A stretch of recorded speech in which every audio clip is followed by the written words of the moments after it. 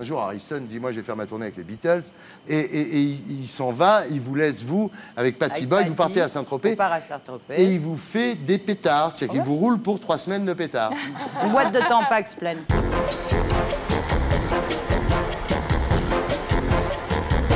C'est une star de l'underground que nous recevons ce soir. Très heureux de vous voir.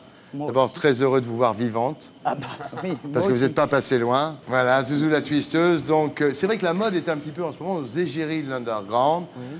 Égéries de l'underground des années 60 et 70. On a eu Dany ici, on a eu Marie-France, on a eu Jenny Belair, on a eu Ingrid Caven, Jean-Jacques Schul. Enfin, c'est vrai qu'il y a un revival comme ça de ces années 60-70. On peut dire votre âge, non? Ah oui.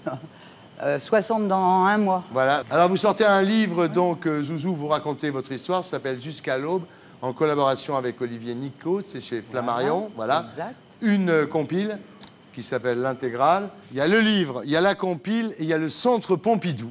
Non, mais c'est énorme. C'est-à-dire que d'un seul coup, il faut dire quand même les choses. Dans le monde moderne, il y a des trucs géniaux. C'est-à-dire que tu es là, plus personne n'a entendu parler de toi depuis 20 ans. Et d'un seul coup, tu as un bouquin, une compile, une rétrospective à Beaubourg. Et une rétrospective, ça, c'est pas... C'est énorme. Hein, c'est énorme, Ah ouais, ça. Tous vos films du 23 janvier au 9 février, tous vos films à Beaubourg. Voilà. D'un seul coup, ça tombe sur vous comme ça. C'est vrai que c'est très violent quand même, non? Tout me tombe dessus. Ouais. Alors, on va en revenir au livre. Et d'abord, évidemment, quand on a un livre comme le vôtre, la première chose qu'on fait, c'est qu'on regarde les photos, évidemment.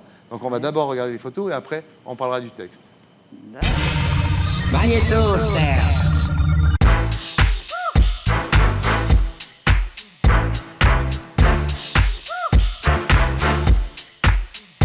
I've been holding out so long. I've been sleeping all alone.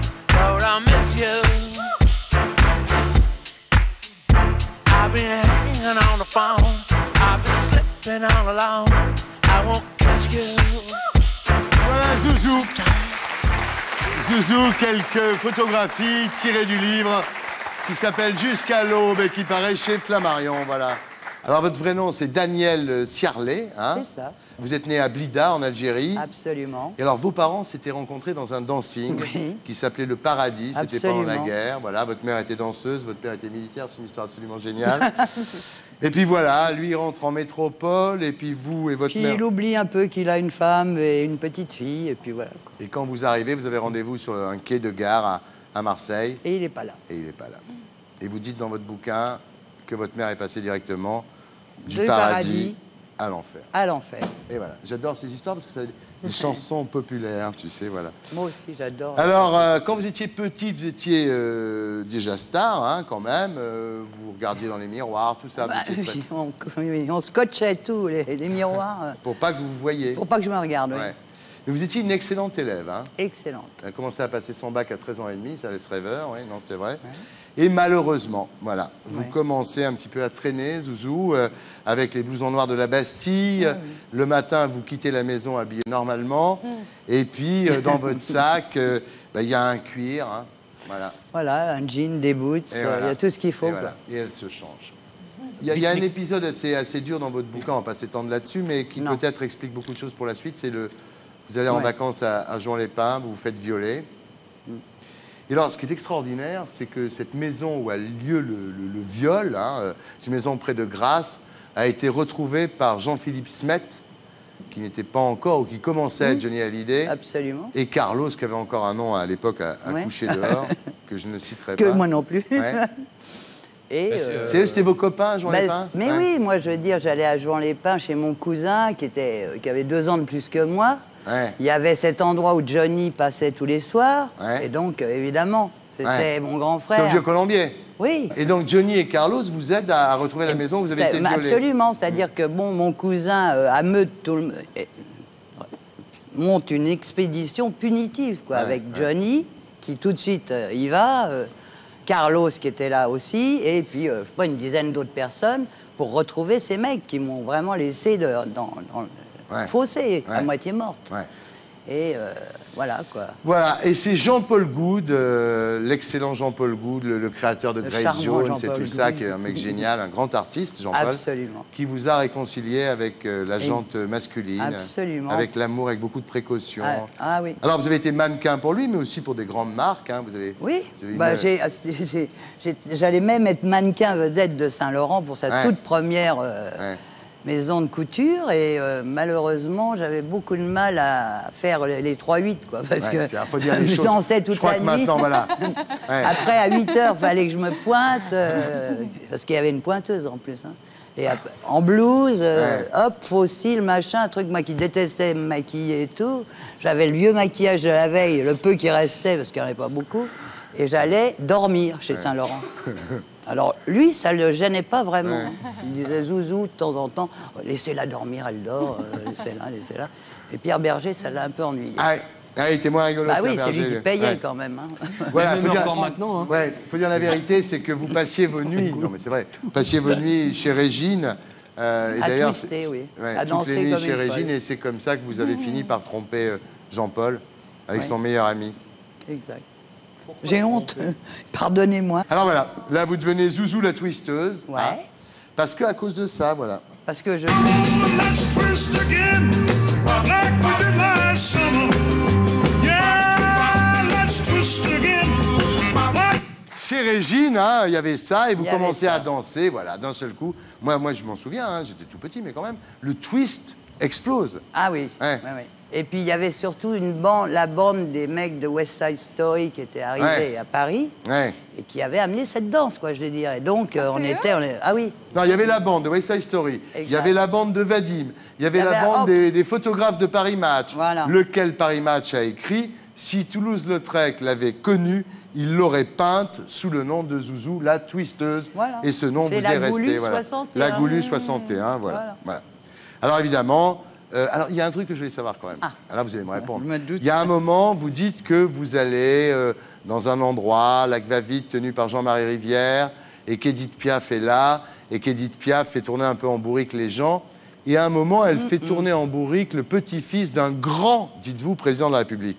C'est qui? Le petit-fils du général. Ça veut dire que le petit-fils du général de Gaulle, quand il était dans cette boîte animée par Jean-Marie Rivière, et Piaf, un jour, l'oblige à se déguiser en femme et ensuite à faire un striptease. Voilà. Énorme. Énorme. Donc voilà ce qui se passe à Lac Va-Vite. On a vu ce qui se passait chez Régine avec le twist. Vous allez évidemment chez Castel. Et là, vous devenez ami, c'est extraordinaire la vie de Zouzou, vous devenez ami avec George Harrison et avec sa femme, Patty Boyd. Hein. Et alors, c'est très rigolo, vous racontez ça, c'est à hurler de rire. Quand elles partent en vacances avec... Parce qu'un jour, Harrison dit, moi, je vais faire ma tournée avec les Beatles. Et il s'en va, il vous laisse, vous, avec Patty Boyd, vous partez à Saint-Tropez. On part à Saint-Tropez. Et il vous fait des pétards. C'est-à-dire qu'il vous roule pour 3 semaines de pétards. Une boîte de Tampax pleine. Ah ouais, une boîte de Tampax pleine, voilà. Et quand vous arrivez à Saint-Tropez, elles ont les pétards roulés par George Harrison, c'est quand même énorme. Et bien fait, hein, la machine, pour que ça soit nickel. Et un soir, je ne sais plus comment ça se passe, vous êtes sur le port de Saint-Tropez et vous en offrez à des CRS. Voilà, on est sur le port et on nous demande nos papiers d'identité. D'abord, je suis avec Patty et sa sœur qui comprennent rien. Et Patty, on est toutes avec notre joint, quoi. Et donc, il y en a un qui me dit, mais... Qu'est-ce que vous fumez, là? Moi, je lui dis, le tabac turc. Je sais pas comment c'est venu, et tout de suite, les cigarettes turques. Et je lui dis, vous en voulez une? Le mec, il me dit oui.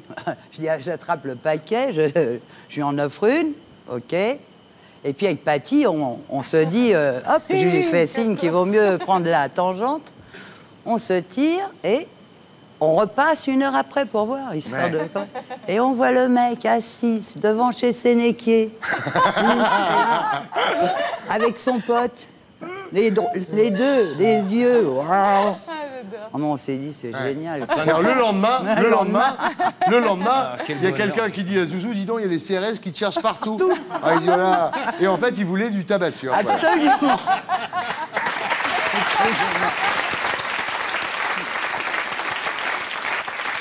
Voilà.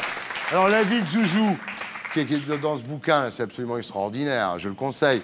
Après, vous rencontrez Brian Jones, le Rolling Stone le plus extraordinaire, le blond, mythique. Avec les douilles jusque-là, le mythique des Stones, le fondateur du groupe, le pauvre. Et vous vous installez voilà, chez lui à Chelsea. Donc là, vous trompez un petit peu Michel, votre... ça recommence. C'est cette facilité à tromper que vous avez quand même, excusez-moi. C'est pas les cigarettes turques Oui, j'étais une grande idéaliste. Je rêvais de grand amour pour la vie. C'est marrant quand même. Hein. Il y a des embûches tout le temps sur mon chemin. C'est marrant la vie. Hein. On me fout des trucs. Et voilà, c'est pas de votre faute en fait, elle y est pour rien. Exact. Non mais il faut dire la vérité, je vais vous dire, honnêtement, je connais pas Michel. J'adorais Michel. Bah oui, non mais Brian Jones, c'est quand même énorme, quoi. C'est quand même. Oui, mais pourtant, c'est le petit prince, Brian Jones. Bah, pour moi, c'est ça, effectivement. Après, mais au début, j'ai pas une seconde dans la tête ce genre de choses. Quand vous le voyez, c'est au Bill Bocquet. Au Bill Bocquet, il veut mon pull Rue Saint-Benoît, il veut votre pull. Vous échangez vos pulls dans les chiottes. Voilà. Bon. Et après, évidemment, et je fais une très mauvaise affaire, hein, parce qu'il avait un truc en plastique blanc. Le petit troll, vous l'appelez. Je l'appelais le petit troll, oui. Et toi de chaume aussi. Voilà. Alors, vous trompez Michel. Bon. Alors, les fans... Non, on arrête. Les fans des Stones vous détestent. À Chelsea, devant la maison, il y a des filles qui hurlent toute la journée. Toute la journée. Salope de française. Putain de française. Connasse. Salope de vous a piqué Brian. Et voilà. Et vous faites vos débuts dans la chanson. Oui. Vous faites vos débuts dans la chanson à ce moment-là. Grâce à Pierre Bénichou. Ouais. Alors, bon, là, il y a la rupture avec Brian Jones. Un jour, il vous met un morceau et en écoutant les paroles, vous vous dites, il veut plus de moi. C'est génial. You've lost that loving feeling. Voilà. Et vous découvrez à ce moment-là que vous êtes accroché au speed. Ouais. Et après, ça commence. Alors là, bon, grave, quoi. Descendre dans la dope. Les speeds, l'héroïne. Alors c'est marrant parce que vous faites des trucs, là, vous tournez L'amour l'après-midi avec Romer, un film important. Vous faites sauter par Warren Beatty, c'est pas inimportant. Ça, c'est pas vraiment un scoop, hein, parce qu'on est nombreux, hein, je peux vous le dire. Et il a vu, attendez, alors, il a vu votre photo. Il a vu votre photo un jour dans un avion, dans Elle, hein, il voit votre photo, il dit « Je veux me taper cette gonzesse ». Il arrive et vous croyez que c'était Nicholson que vous avez monté un char à New York. Absolument. Faites pas du tout, c'est une idée à lui. Alors maintenant, sérieusement, les yeux dans les yeux. C'est vrai qu'il a une très grosse bite, Warren Beatty. Non mais, excusez-moi, mais non, c'est de l'histoire qu'on fait là. Non. Attendez, alors... on fait de l'archéologie de la modernité là. Non, mais il peut avoir un petit corps. Oui. Est-ce qu'il avait un petit corps par rapport à sa bite, Warren Beatty? Tout était absolument normal, quoi. Non, sérieux. Rien d'extraordinaire. Alors comment il a ce succès? Parce que moi, on m'a toujours dit, il a du succès. Non, mais attendez, c'est pas... j'ai pas vu une bite, non, quand j'ai vu Warren Beatty. J'ai vu quand même un beau mec, un mec intelligent. Et en plus, ça n'a pas été comme ça. Hein. J'ai pris tout le temps qu'il fallait pour... Bon, ben voilà, là maintenant, on va pas finir. Bon, voilà, c'est l'héros, hein, on est en plein. C'est l'histoire de... C'est l'époque du club L'Aventure. Dany nous en a parlé ici. Marc Porel, tout ça. C'est vrai qu'à l'époque, vous êtes quand même... C'est énorme. Vous êtes à 7 grammes par jour. Et on se demande comment vous êtes là. Parce que 7 grammes par jour, c'est beaucoup. Et vous commencez à dealer. Ben oui, parce qu'il faut bien se payer. Ça coûte quand même 30 briques par mois, la plaisanterie. Hein, par personne. Donc 7 grammes par jour, 30 briques par mois. Vous commencez à dealer. Après, vous commencez à braquer les dealers. Et quand vous allez vous faire soigner, le traitement de substitution qu'on vous donne à l'époque, il équivaut à 2 grammes par jour. Donc il manque malade. 5 grammes. Quoi, voilà. Exactement. Donc, qu'est-ce qui se passe? Vous partez aux Antilles, vous partez à Saint-Barth. D'ailleurs, à un moment, tout le monde vous croit morte. Un jour, il y a Nicholson qui vous appelle parce que Bernardo Bertolucci cherchait Zouzou partout. Voilà, donc, il s'inquiète. Le bruit, ça avait fait le tour du monde. C'était hallucinant. Voilà, enfin, donc vous retournez à Paris. Pendant 2 ans, vous êtes clean et puis vous recommencez à dealer. Enfin, c'est très dur. Vous êtes descendu bas, vous avez fait de la prison. Vous êtes retrouvé en train de vendre des journaux de RMistes dans la rue. Absolument. Dans le métro. Parce que la rue, il fait froid. Ouais. C'est le moment le plus difficile pour vous, ça, Zouzou? Ah, ça a été... attendez, c'est pas gai, hein. C'est très, très dur. Mais en même temps, je veux dire, moi, j'ai toujours vu... Je me suis toujours dit, faut essayer de... J'avais toujours l'impression que j'allais en sortir, quelque chose allait se passer, quoi. Que ça allait pas se terminer comme ça, clocharde. Ouais. Et aujourd'hui, comment ça va, alors? Ah, bah, ça va super bien. Ouais. Vraiment bien. Vous êtes clean? Clean depuis 10 ans maintenant. Ouais. Mais maintenant, je suis en pleine forme, quoi, pour que tout le monde le sache. J'ai vaincu. Et pour être sûr de ne rien rater de Inarditube, abonnez-vous et mettez un pouce bleu.